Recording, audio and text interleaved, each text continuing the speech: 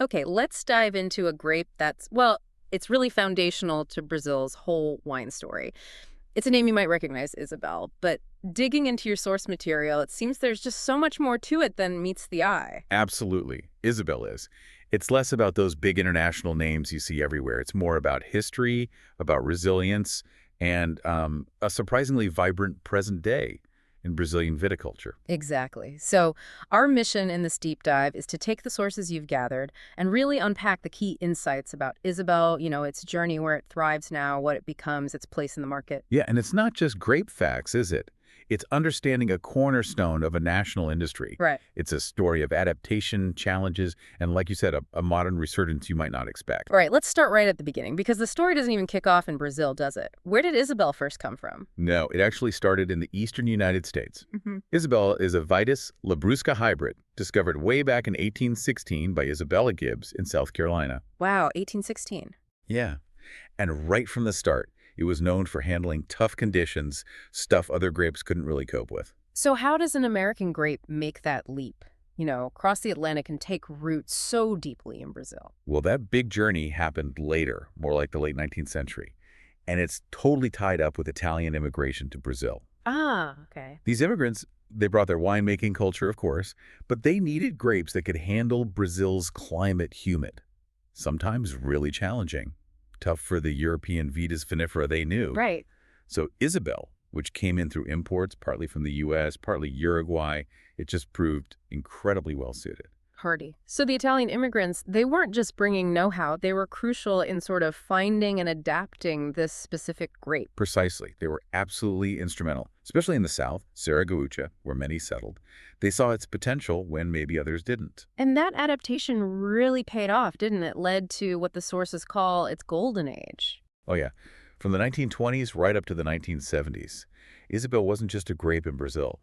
It was pretty much the grape for table wine. It was everywhere, accessible, huge role in building the domestic wine industry structure, Mm. boosting the economy, providing livelihoods, especially through the co-ops. But then things shifted pretty significantly from the 70s, 80s onwards. They did. Brazil started bringing in more Vitis vinifera, your Cabernet Sauvignon, Merlot, Chardonnay. And there was this growing idea, both in Brazil and internationally, that quality wine, sophisticated wine, came from these European grapes. Hmm. And that pushed Isabel into this perception of being simpler, less prestigious. A lot of vineyards got replaced, unfortunately. That sounds like it really got pushed aside. Mhm. But your sources talk about a modern renaissance. What's that look like today? Well, this is what's fascinating. Isabel didn't just vanish. It kind of reinvented itself. It's still used for those everyday table wines, sure. Mhm. But its big modern role, especially this century, it's overwhelmingly integral grape juice. Ah, the juice market. That market is enormous in Brazil. And the sources pointed out Brazil's a major consumer per capita of grape juice. Exactly. Huge domestic market, and Isabel's right at the center of it. But there's also this other thing happening, sort of in parallel. Producers are looking past the old prejudices. They're making authentic, often low-intervention, sort of natural-style wines from Isabel, embracing its character, not hiding it. Interesting. It's not about competing with vinifera anymore. It's about celebrating what Isabel is. That shift to juice is really something. So let's dig into how and where Isabel thrives in Brazil.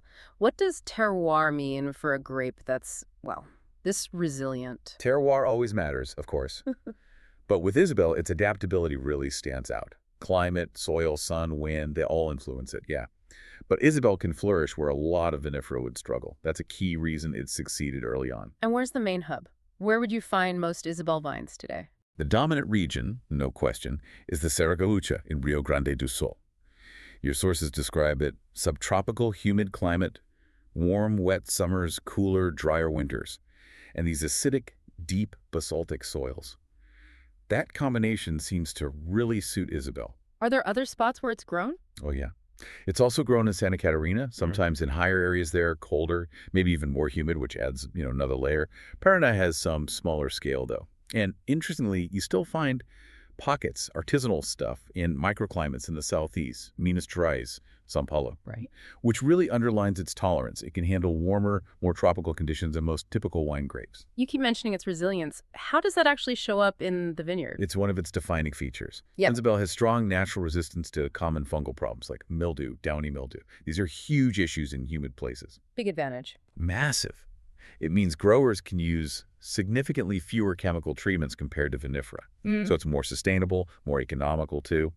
And it adapts to different soils, more fertile ones, more acidic ones, where vinifera might struggle. And wasn't resistance to phylloxera also important historically? Absolutely crucial. Phylloxera, that little root louse that wiped out European vineyards, doesn't bother Isabel roots. Yeah. So early on, it can be planted widely without needing to be grafted onto resistant roots. Unlike vinifera, which needs that grafting. Huge deal back then. Okay, let's get specific. If you're looking at an Isabel vine, what stands out? The ampelography, the physical traits? Okay, well, the leaves first, they're big, usually with 3 clear lobes. And underneath, densely hairy. The term is tomentos. Gives them this whitish, almost felt-like feel. Right, I remember reading that. And the grapes themselves, the bunches. Bunches are medium to large, typically. Cylindrical shape, pretty compact, lots of fruit packed in there. The berries are medium-sized, roundish, ripening to this deep black blue or really vibrant purple. Skin's relatively thick. Inside, the pulp's juicy. And one specific thing mentioned is how easily the seeds come away from the pulp. Descola a pulpa is the phrase used in the sources. And the famous taste and aroma? Well, the berries are noticeably sweet. And then there's that aroma, often called thoxy. It's characteristic of Vitis labrusca. Right. Your sources describe it as notes of, like, fresh grape, maybe black currant. For some, it's controversial, But it's undeniably Isabel's signature. How does its growing cycle play out in Brazil? The timing? It's relatively early and pretty quick, actually. Bud break is usually mid-August, maybe early September. Flowering mid-October. Brazen, when the grapes change color, that's December. And then harvest is typically January, February. Yeah. Right in the middle of the Brazilian summer. Harvesting in summer heat and rain. Sounds like it could be tricky. Oh, it definitely adds challenges. Growers have to be really on top of canopy management, disease prevention, even with Isabel's resistance, just to make sure the grapes stay healthy and get properly ripe. What are the typical ways they train Isabel vines? Manage them? The most common system, particularly down south, is the latata, also called parera. It's basically a horizontal trellis overhead, like a leafy ceiling. Ah, I've seen pictures of those. Yeah. The sources point out it's great for ventilation, gets good sun on the bunches because they hang down below the leaves, and it makes manual harvesting easier. And how do they deal with its tendency to, produce?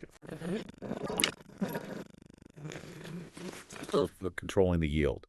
Isabel is naturally vigorous, produces a lot. If you let it go wild, the quality gets diluted. Right. So balanced pruning in winter sets the potential.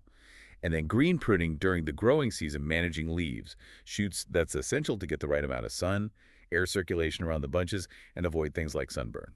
So even with all that resilience, it's not entirely problem-free. Still challenges. Oh yeah, absolutely.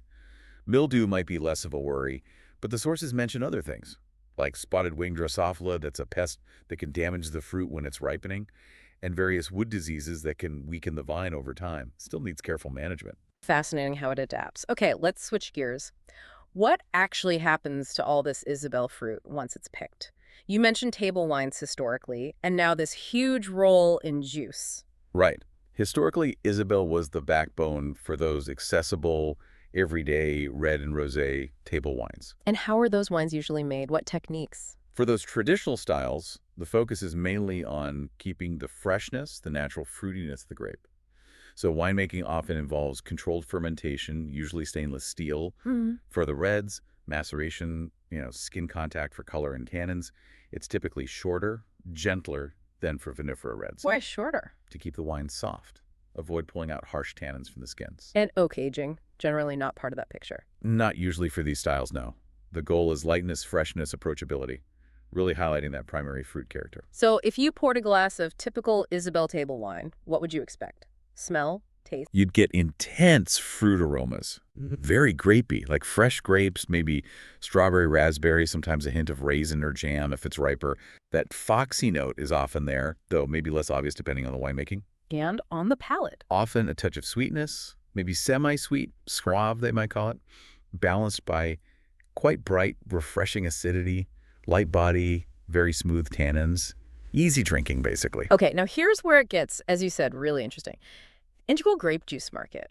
Sounds like Isabel absolutely rules that space. It does. It's the go-to grape, the driving force behind Brazil's massive integral juice industry. It's a powerhouse there. Why Isabel? What makes it so perfect for juice? Several things. One, its natural sweetness is high, so less need to add sugar, which fits that natural beverage trend. Two, the skins are loaded with anthocyanins, color pigments, gives that deep purple juice, looks great, but also signals high antioxidants. Big health selling point. And finally, just its robustness, its reliable yield, ensures a steady supply of good quality fruit specifically for juice. How do they actually make that integral juice? Sounds specific. It is.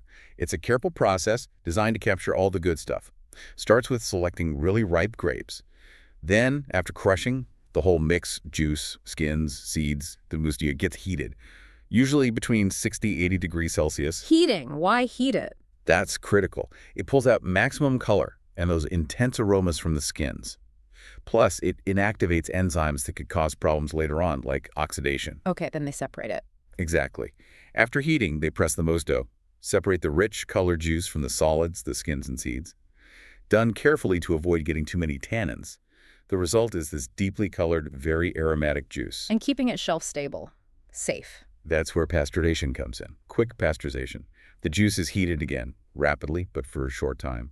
Kills off any microorganisms, deactivates any remaining enzymes that might mess with flavor or stability, ensures it's safe, and keeps its fresh character in the bottle.